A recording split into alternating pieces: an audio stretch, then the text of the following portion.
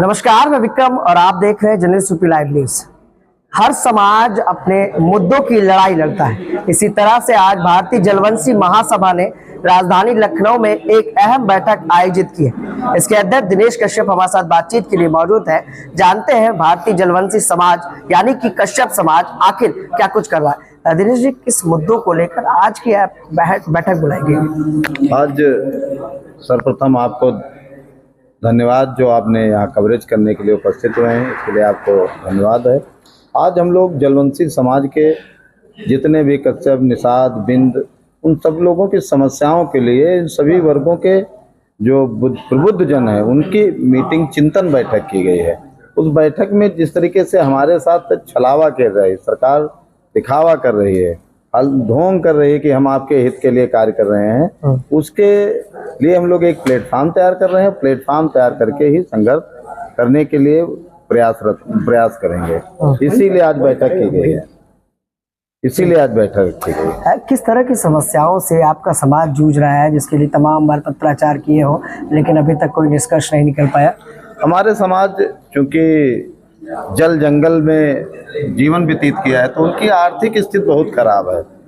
प्रायः ये देखा गया कि वो अपना अक्सर नदियों के किनारे लोग हैं, उनके पास ना जमीन है, ना उनके पास रोजगार है, ना उनके पास कोई ऐसा व्यवसाय है जिससे वो अपने परिवार का जीवन यापन कर सके। तो उनके लिए जो सरकार जैसे तालाब के पट्टे हैं, नदी पोखर के पट्टे हैं करने का जो प्रपोजल था, पहले चल रहा था, सपा सरकार में इसका प्रभावी ढंग से असर देखा गया। लेकिन वर्तमान सरकार ने एक जीवो पास कर दिया है कि जो तालाब के पट्टे हैं, यदि यहाँ ओबीसी मतलब मछुआ समुदाय का व्यक्ति नहीं है तो हम एससी समाज को भी दे देंगे।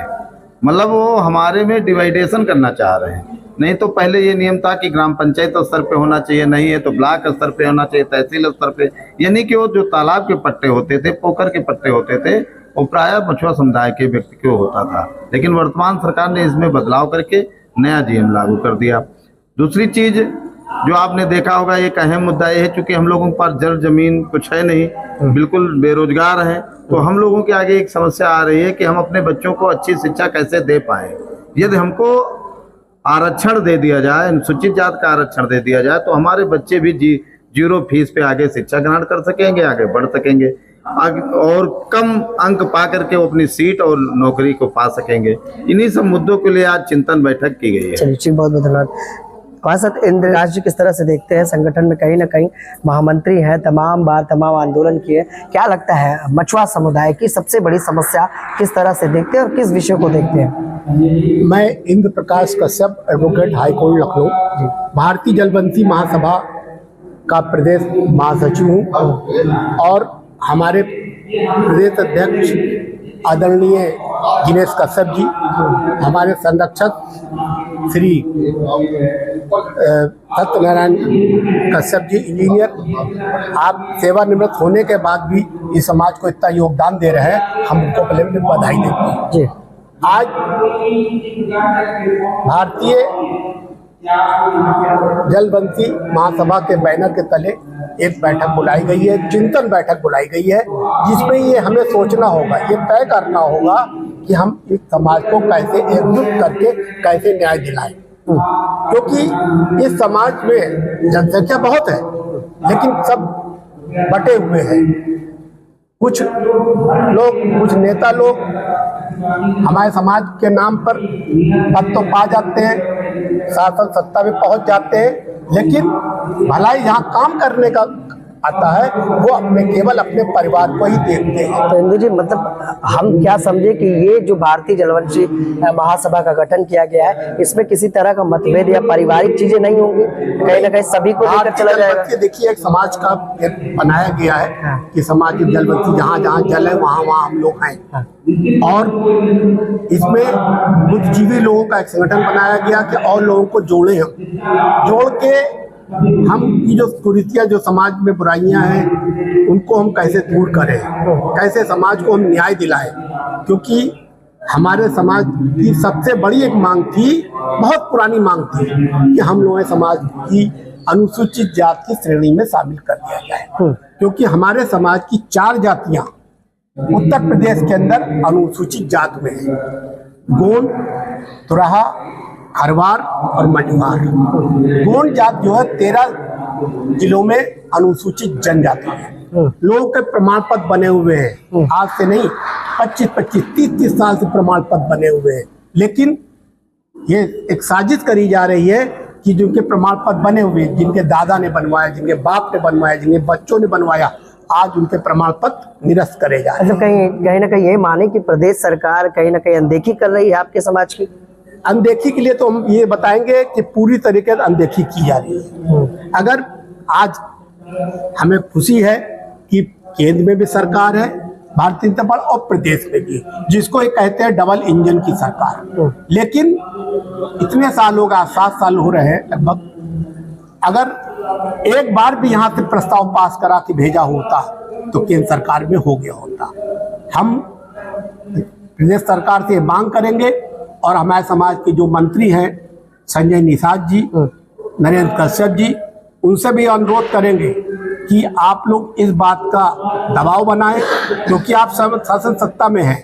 प्रदेश सरकार से है लेकिन कुछ करते नहीं है। प्रदेश सरकार से प्रस्ताव पास कराकर वहां भेजें और हम लोग को, समाज के लोगों को दिखावें कि आपने क्या किया। ठीक है। अगर आप ऐसा नहीं करेंगे तो ये सोच लीजिए 27 में चुनाव है। ठीक है, आपको जनता के बीच में जाना होगा और इसका जवाब देना होगा। ठीक है जी, बहुत बहुत धन्यवाद। क्या कुछ कहना चाहेंगे सर? सर्वप्रथम तो मैं आपको धन्यवाद देता हूं कि आपके चैनल में हम यहाँ पर कुछ वार्तालाप आपसे करने के लिए उपस्थित हुए हैं। मेरा परिचय मैं देना चाहता हूँ। मेरा नाम सत्यनारायण कश्यप है और मैं उत्तर प्रदेश सरकार में इंजीनियरिंग डिपार्टमेंट से इंजीनियरिंग सेवाओं से सेवानिवृत्त हूँ। कश्यप जी, भारतीय जलवंशी समाज में दिनेश जी के साथ जुड़ने की कोई खास वजह? जी, ये दिनेश जी ने जो है जलवंशी महासभा का जो गठन किया है, इसमें बुद्धिजीवी वर्ग मिल करके ऐसा गठन किया है कि समाज में, इस समाज जो भारतीय समाज में जो है जलवंशी समाज, जो भारत का मूलवासी है, कश्यप, निषाद, गोंड और उसकी उपजातियां, उनका जीवन स्तर बहुत ही निम्न स्तरीय है। उनकी मतलब जो है जीवन में बिल्कुल बहुत ही अंधकार है। सबसे बड़ी चीज़ शिक्षा के स्तर पे इनका बहुत ही मतलब जो है कम है।